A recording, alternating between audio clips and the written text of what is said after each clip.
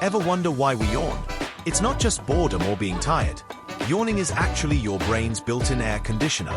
When your brain heats up from activity, yawning brings in cool air, helping lower its temperature. It's like your brain saying, "I'm overheating, give me a breather." And guess what? Even thinking about yawning can trigger it.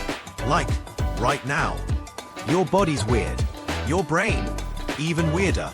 Follow for more facts that'll blow your mind.